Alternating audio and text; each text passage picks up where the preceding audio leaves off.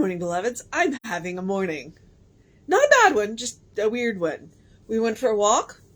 A dog came charging at us, which fortunately he was friendly, and then he followed us and followed us and followed us. And we were like, and this dog had no street sense. Like, he stood and stared at the car. Fortunately, the car saw him. And I'm just like, and so we were just like, we were going to try and walk back to where we saw him. And then we turned a corner and we lost him. And, oh my goodness. And then Facebook decided to update. So oh Lord. Facebook, always trying to make things easier and making things worse. I'm calling them out. All right. And so, of course, now I'm going to talk fast because I'm running out of time. All right. It is January 25th. Our title is As a Little Child. The first quote is, "Whosoever shall not receive the kingdom of God as a little child, they shall not enter therein." Mark 10:5. We must return the way we came, as little children, who know that life is good and to be trusted. We are to approach our problems as though they were not. Approaching them in this manner, they will vanish. Science of Mind, page 456. That's actually a pretty important piece of advice right there. Approach our problems as if they are not. Meaning, approach them as opportunities instead of a problem. A child expects only good in every situation and from everyone. A child trusts. In a song from the musical South Pacific, the gifted lyricist Oscar Hammerstein observed, "You've got to be carefully taught not to trust, to be afraid or suspicious of life. But our experiences in growing up do often produce pain or disappointment. And since as adults we lose our expectations of life on the experiences we had of children, we base our expectations of life as the experiences we have on children, we may learn to close ourselves off from other people, thereby losing our vulnerability. We may become unwilling to share our real self with others." In her book, Recovering, May Sarton, Sarton, writes, "When we admit our vulnerabilities, we include others. If we deny it, we shut them out. It takes courage to be vulnerable, defined as capable of being wounded. To be open, to look for the good.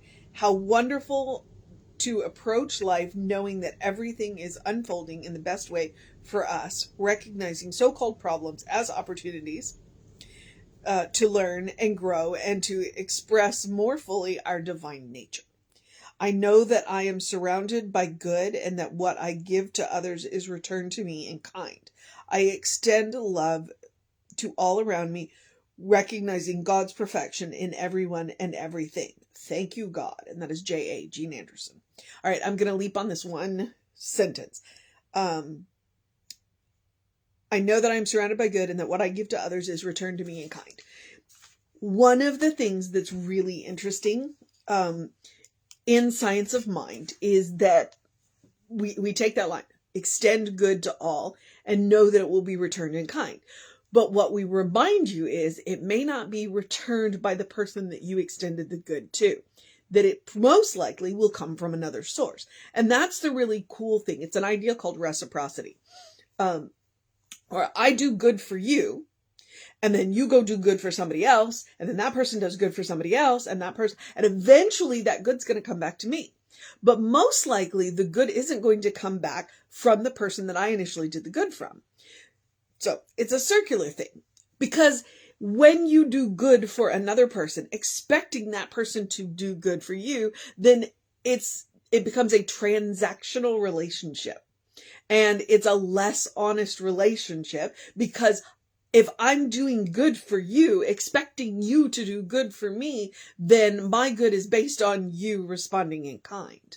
Whereas if I simply do good for you with the expectation that my good will come back to me, but it doesn't have to come back from you, then I am leaving you free to be who you are, to do what you want, to do what you need to do. And I'm leaving myself free to receive my good from all of the wild and wonderful ways that the universe can bring it to me.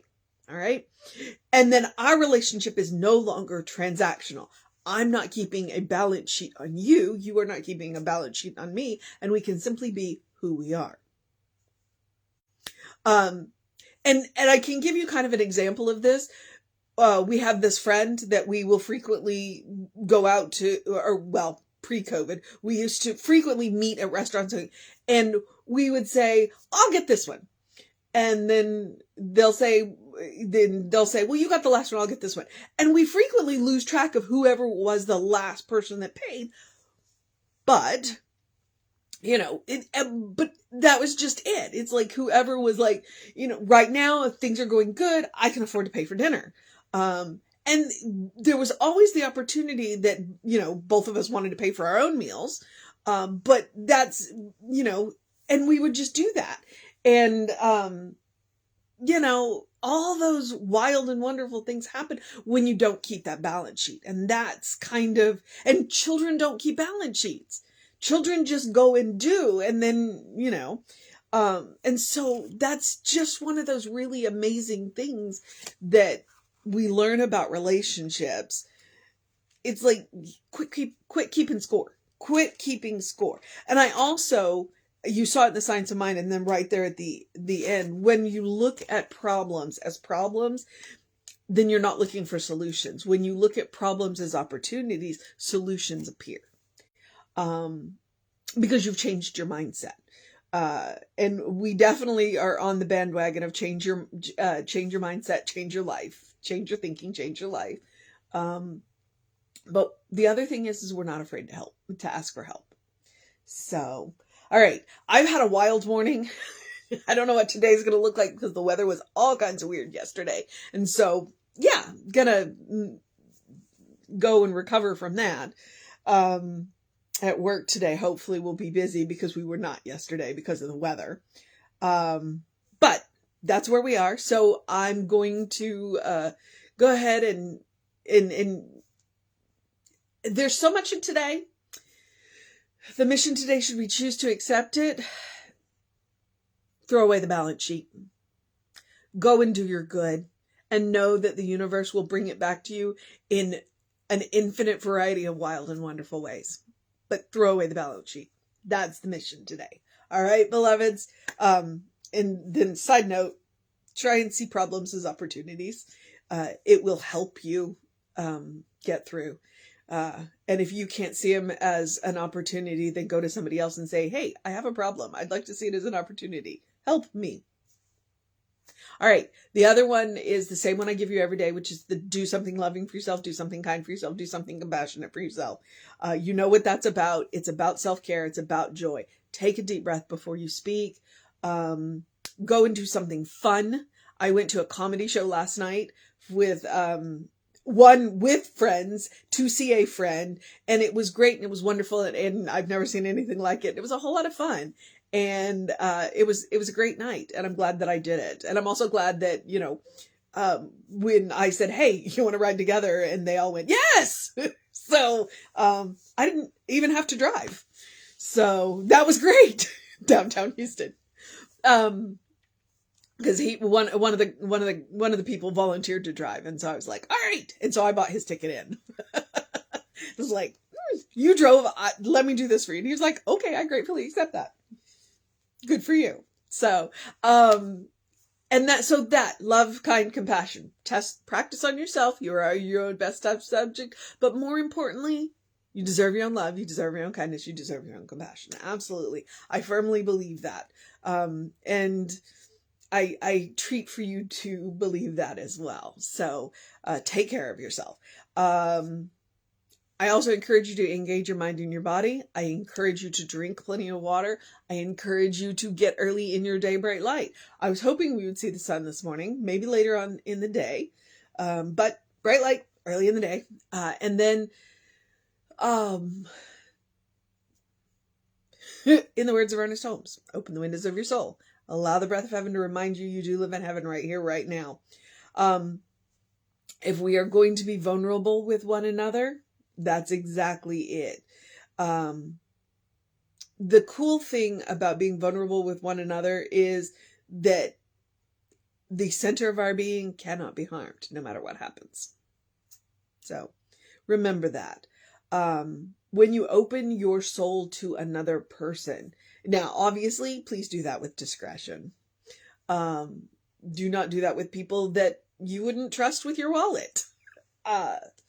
But being kind is one way to be vulnerable with other people, and so practice. But it reminds us that heaven is a mindset. It's a state of mind. It's a state of consciousness. And once we learn how to do it once, the next time gets easier. So practice. Practice, as Jesse says, makes permanent. All right. And you can always take him as advice. Look for the good and praise it. And watch the amazing infinite variety of ways that your good comes at you when you throw away the balance sheet. Okay. I feel like social media, we are Creative Life Spiritual Center, Creative Life Spark. I'm the running Rev Ryan on the social medias that I am on. Please feel free to check them out, like them, subscribe to them, share them. You never know what you're going to see on them. And then I'm losing my mind. Email info@creativelife.org. I'm losing my mind to come to my senses. It's all good. It was a shaman that I knew that said that. Email info@creativelife.org. That'll get you on the constant contact. The hot links are hot in the constant contact. If it says click here, it will either take you right to the information you want, i.e. the YouTube playlist, where if you want to see the soul sessions, it will take you right to the YouTube channel. And then you can like it and subscribe it, and then it'll give you all the notifications. Or it might take you to the person that will help you get the information that you're requesting. So please do that. And have a great day, a wondrous day, a fantastic day, a magical day, a cleaning up after the storm day, there's a whole lot of really interesting videos out on the social medias of the experiences that people had day. So check them out. Take care of yourself, be gentle, throw away the balance sheet day, a good day. And if that is too much pressure, simply have a day, because you are enough just as you are. You are a beloved child of God. You are a brilliant light. You are a divine spark. You are God in action. You are spirit in motion. You are a godling in whom God is well pleased and well represented. Please know who you are. Please know who you are. All right. So Reverend David should be in around 5 p.m. with you. Hopefully he won't get hit with the same nonsense that I just got hit with this morning, about whatever Facebook is doing now. But he should be on around 5 p.m. with you. I'll be back with you at 9 a.m. Take care of yourself and know that you are loved. Always. I'll see you next time.